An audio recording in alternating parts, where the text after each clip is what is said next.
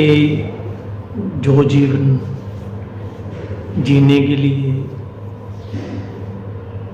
भगवान गौतम बुद्ध जी ने हमें अपनी प्रेरणादायक कहानियों से हमें एक बहुत बढ़िया और बहुत अच्छा रास्ता दिखाया। उनको सुनने के बाद हम अपनी ज़िंदगी को कैसे अच्छा बना सकते हैं, कैसे हम अपनी ज़िंदगी को अच्छे ढंग से जी सकते हैं।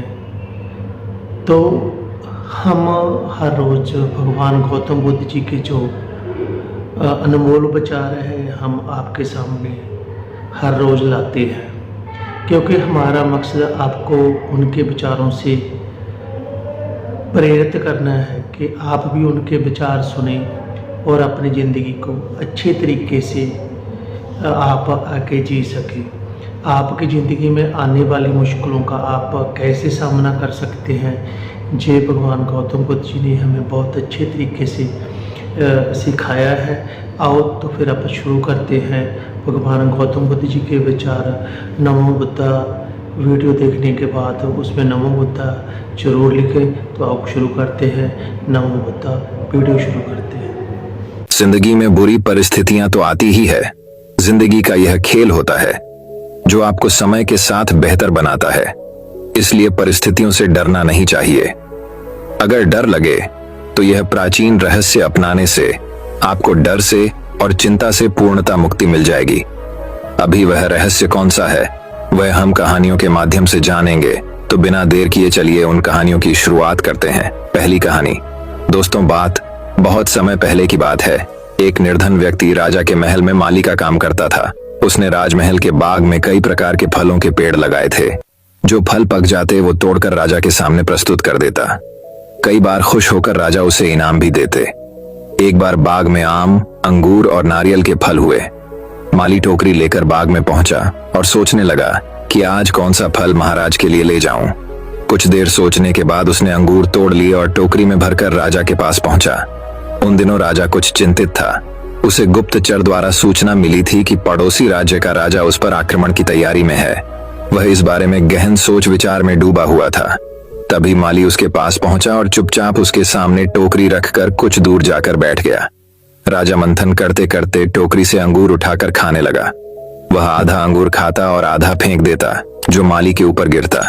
जैसे ही अंगूर माली को लगता, वह कहता, भगवान तू बड़ा दयालु है।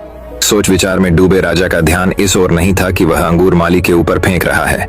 एक बार फिर उसने अंगूर माली के ऊपर फेंका और माली ने फिर से कहा, भगवान तू बड़ा दयालु है। इस बार राजा का ध्यान माली की ओर चला गया। उसने आश्चर्य से उसे देखा और पूछा, माली, मैं तुम पर झूठे फल फेंक रहा हूं और तुम कह रहे हो भगवान तू बड़ा दयालु है। इसमें भगवान की कैसी दया? माली ने उत्तर दिया, महाराज, आज बाग में 3 तरह के फल थे, आम, अंगूर और नारियल। मैं सोच रहा था कि आपके लिए कौन सा फल लाऊं।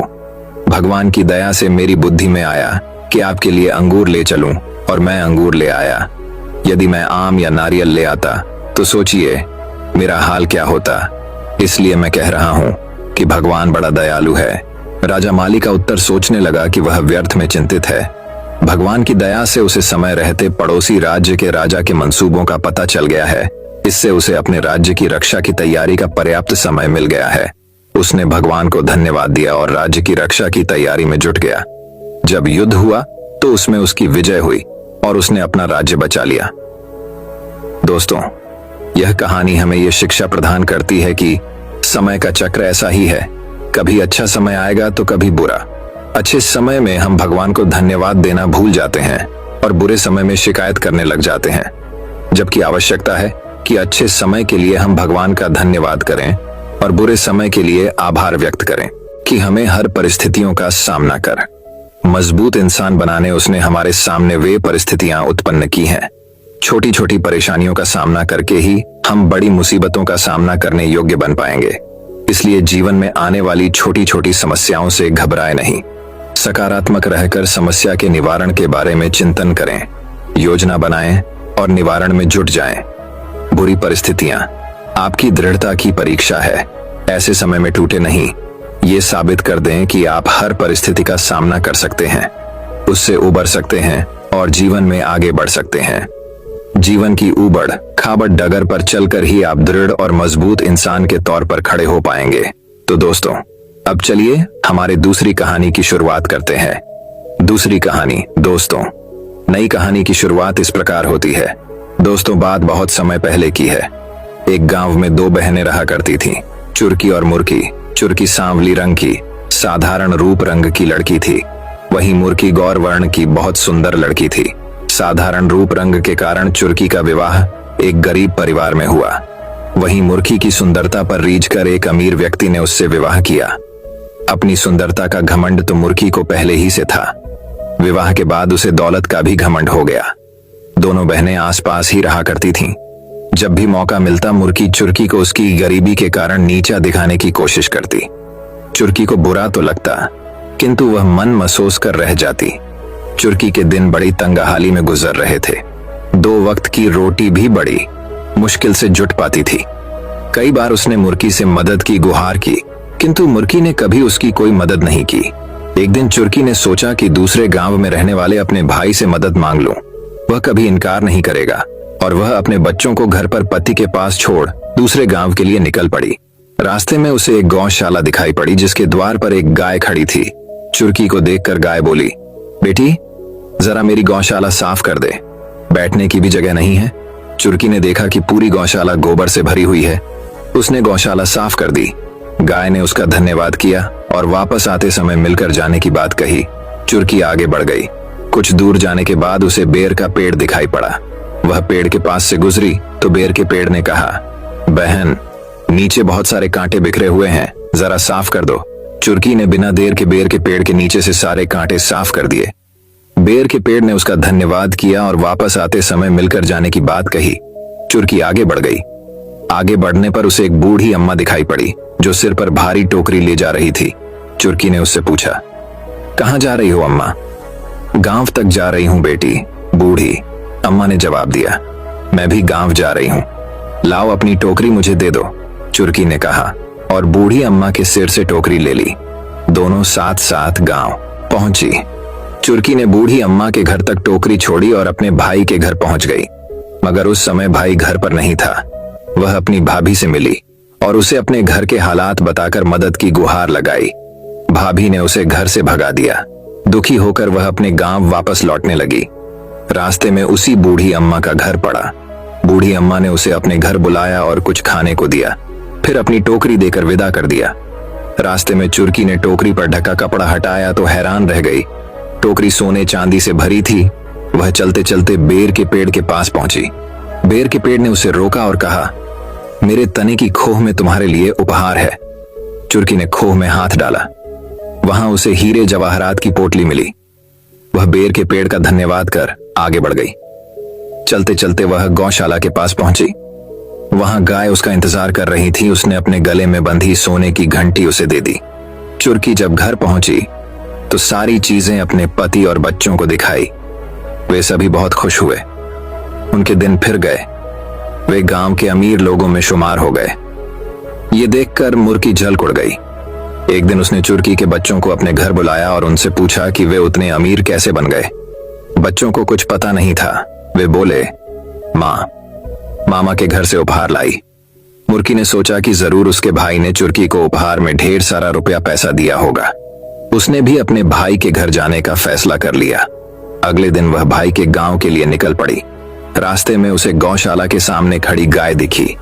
गाय ने उससे गौशाला साफ करने का निवेदन किया, जिसे ठुकराकर मुरक्की आगे बढ़ गई।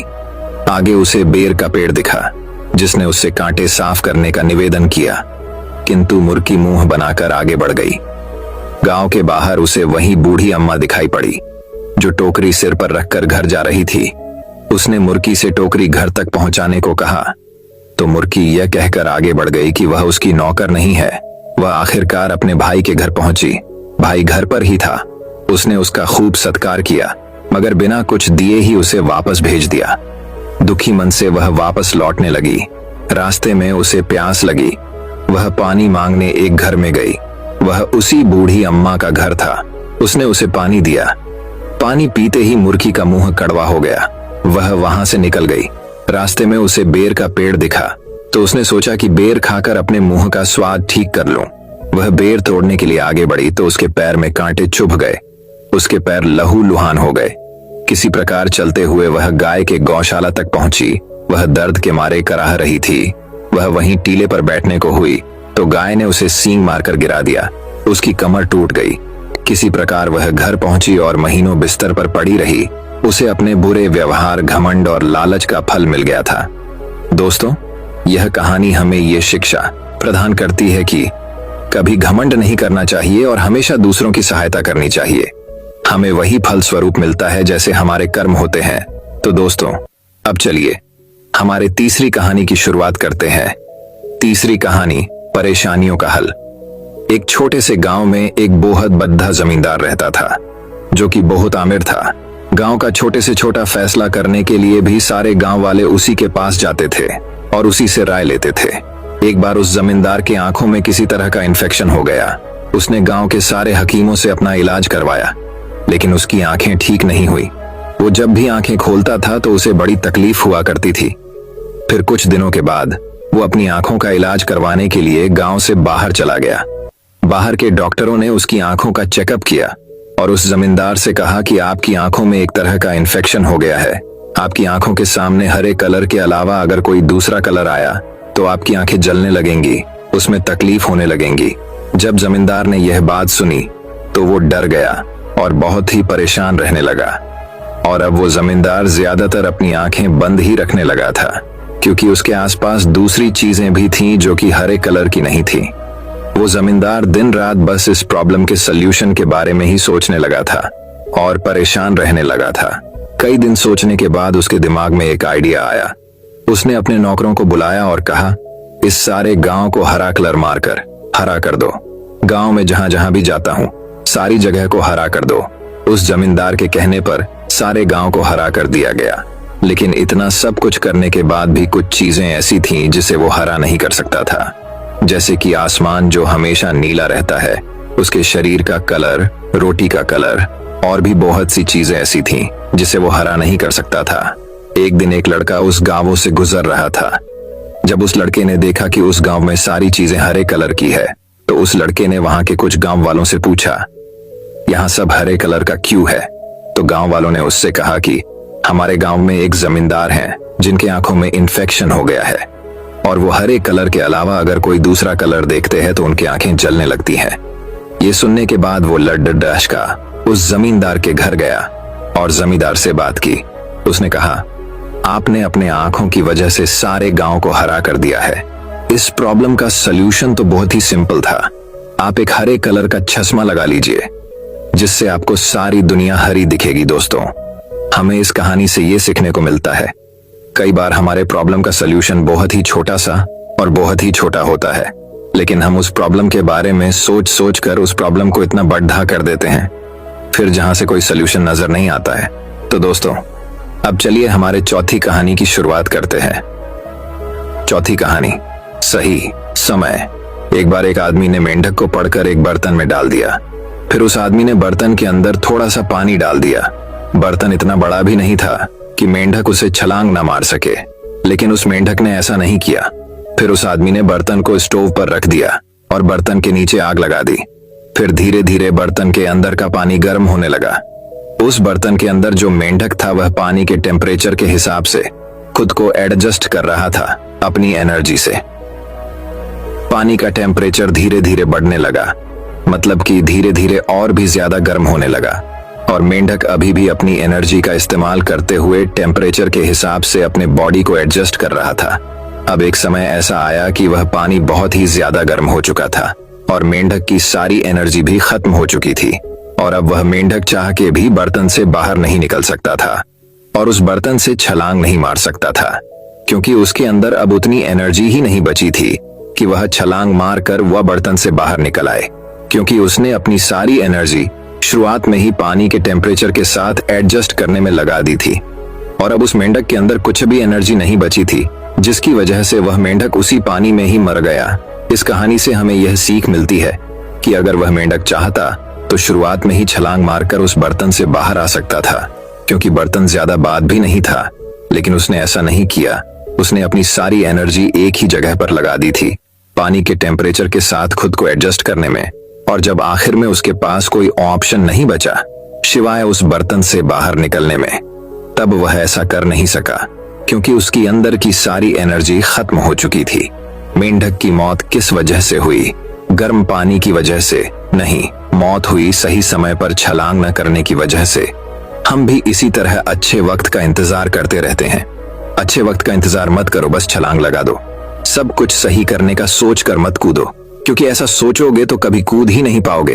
कहते हैं सबसे अच्छा कूदने का वक्त तब होता है जब आप तैयार नहीं होते हो, क्योंकि असली तैयारी कूदने के बाद शुरू होती है।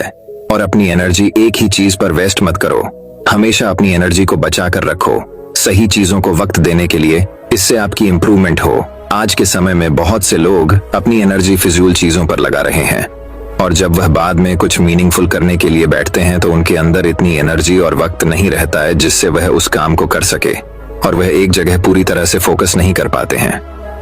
तो दोस्तों, अब चलिए हमारे 5वीं कहानी की शुरुआत करते हैं। 5वीं कहानी एक बार की बात है। एक शिकारी था जो पक्षियों का शिकार करता था। एक दिन और शिकारी मार्केट जाता है और अपने लिए मार्केट से एक डॉग खरीदता है। उसे दिन गुजारने के बाद वह शिकारी नदी के पास बतख का शिकार करने जाता है, और वह अपने साथ उसे डॉग को भी ले जाता है। वह जब घात लगाकर बतख के शिकार के लिए बैठा होता है, तभी वह देखता है कि उसका जो डॉग था वह पानी के ऊपर चल रहा था। अब ये देखकर वह शिकारी बहुत ही हैरान हो जाता है। वह सोच में पड़ जाता है कि यह डॉग पानी के ऊपर कैसे चल पा रहा है।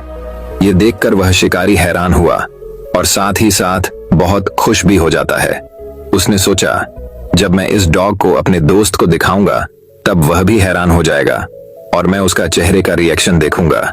तो एक दिन उस शिकारी ने अपने दोस्त को भी नदी के पास बत्तख का शिकार करने के लिए बुलाया। उस शिकारी ने अपने डॉग से बहुत सारी बत्तखों का शिकार किया, क्योंकि वह डॉग पानी के ऊपर चल सकता था।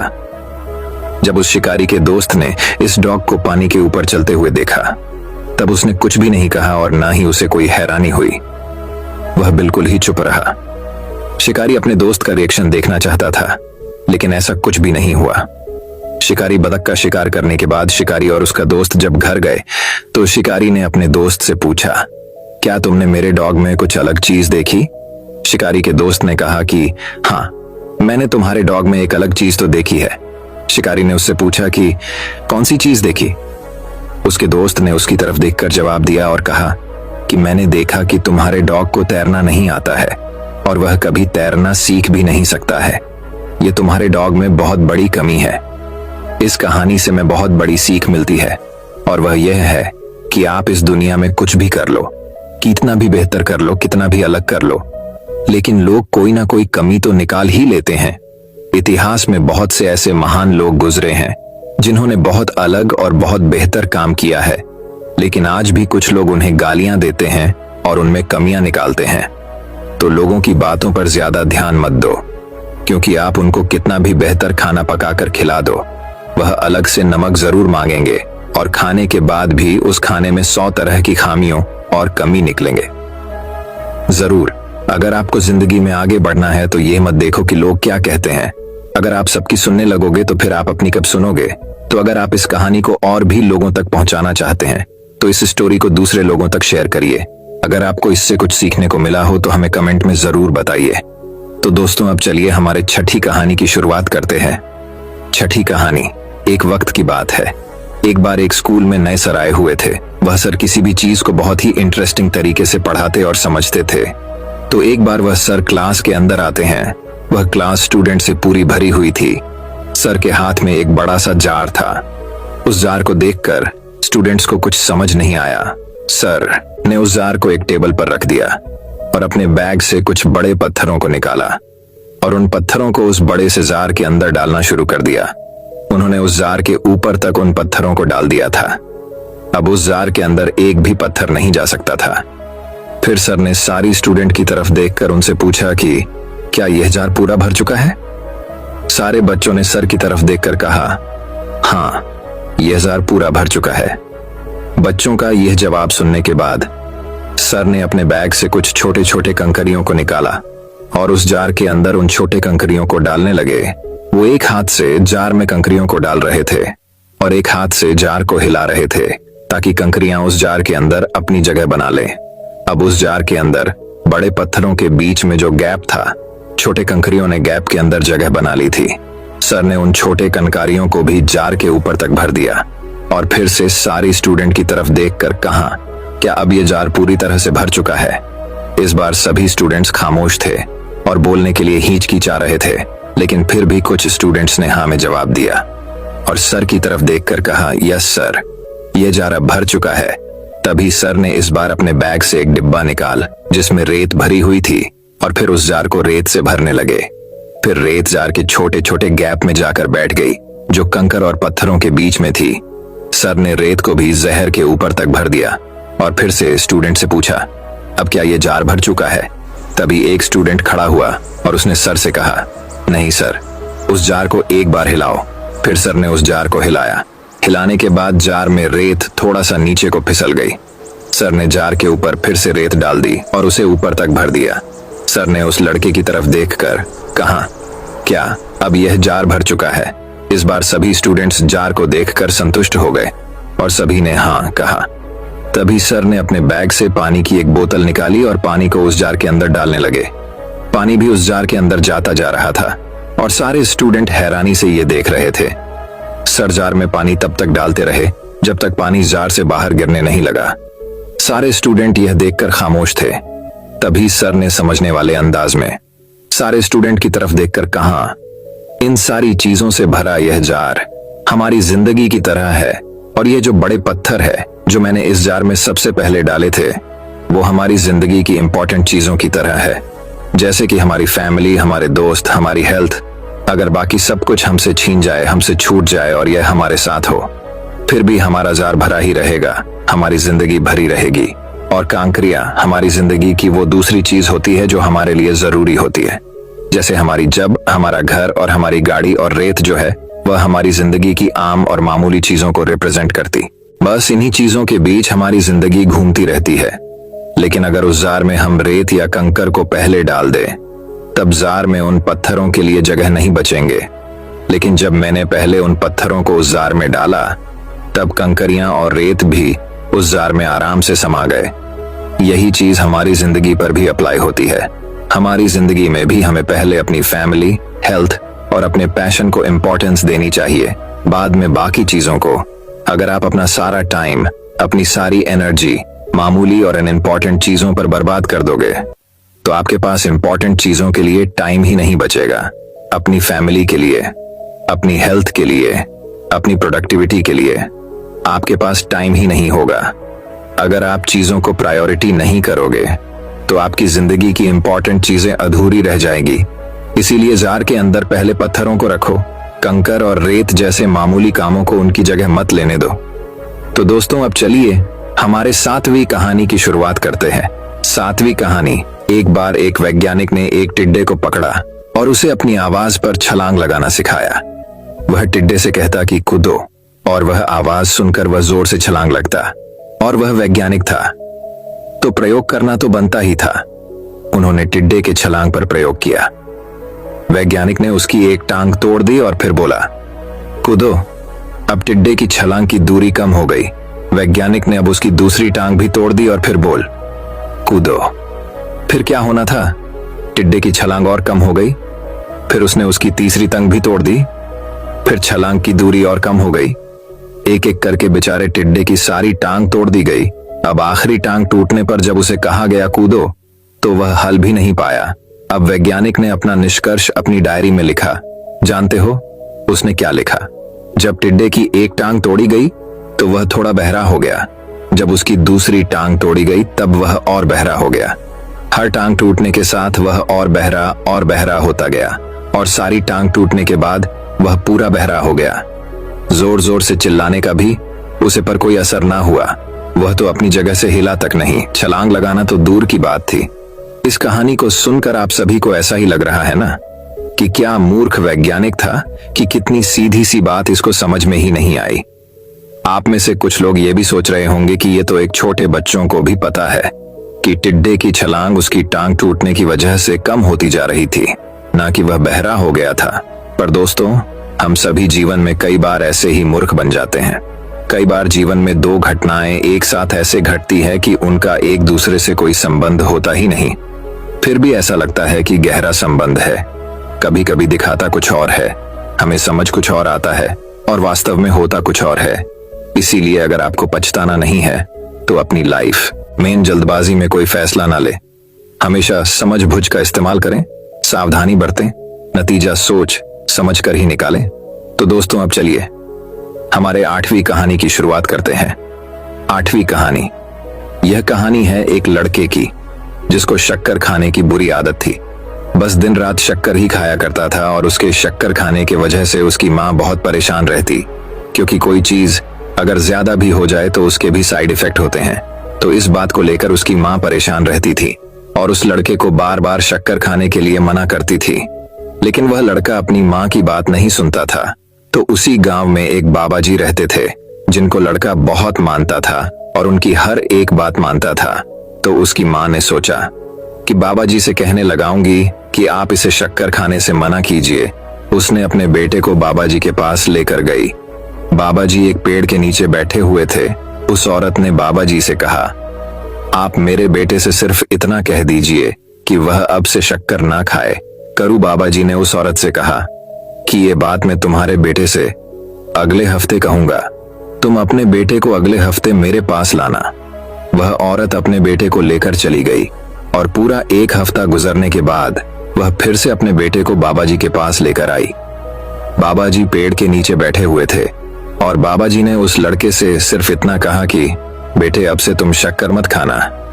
लड़का बाबा जी के इतनी सी बात से ही शक्कर खाना छोड़ देता है। लेकिन उसकी माँ हैरान थी कि सिर्फ इतना सा खाने के लिए बाबा जी ने मुझे 1 हफ्ते के बाद बुलाया। उसने बाबा जी से पूछ ही लिया, बाबा जी, सिर्फ इतना सा कहने के लिए तुमने मुझे 1 हफ्ते के बाद क्यों बुलाया? बाबा जी का जवाब थोड़ा ध्यान से पढ़िएगा। बाबा जी ने कहा कि 1 हफ्ता पहले मैंने भी शक्कर खाना नहीं छोड़ा था। दोस्तों, एक है कि अगर हम दुनिया को बदलना चाहते हैं तो पहले हमें खुद बदलना पड़ेगा। दोस्तों, आप लोगों ने ज्यादातर देखा होगा, घर में जो बड़े लोग होते हैं वह अपने से उम्र में छोटे लोगों को ही आप बच्चों को कहते हैं, ये काम मत करो, लेकिन वह खुद करते हैं। जो बदलाव हम संसार में लाना चाहते हैं वही बदलाव पहले हमें खुद में लाना पड़ेगा। तो दोस्तों, अब चलिए हमारे 9वीं कहानी की शुरुआत करते हैं। 9वीं कहानी। एक बार की बात है, एक शिकारी था जो पक्षियों का शिकार करता था। एक दिन और शिकारी मार्केट जाता है और अपने लिए मार्केट से एक डॉग खरीदता है। उसे दिन गुजारने के बाद वह शिकारी नदी के पास बतख का शिकार करने जाता है और वह अपने साथ उसे डॉग को भी ले जाता है। वह जब घात लगाकर बतख के शिकार के लिए बैठा होता है तभी वह देखता है कि उसका जो डॉग था वह पानी के ऊपर चल रहा था। अब ये देखकर वह शिकारी बहुत ही हैरान हो जाता है। वह सोच में पड़ जाता है कि यह डॉग पानी के ऊपर कैसे चल पा रहा है। ये देखकर वह शिकारी हैरान हुआ और साथ ही साथ बहुत खुश भी हो जाता है। उसने सोचा, जब मैं इस डॉग को अपने दोस्त को दिखाऊंगा तब वह भी हैरान हो जाएगा और मैं उसका चेहरे का रिएक्शन देखूंगा। तो एक दिन उस शिकारी ने अपने दोस्त को भी नदी के पास बत्तख का शिकार करने के लिए बुलाया।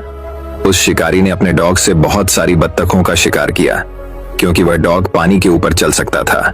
जब उस शिकारी के दोस्त ने इस डॉग को पानी के ऊपर चलते हुए देखा तब उसने कुछ भी नहीं कहा और ना ही उसे कोई हैरानी हुई।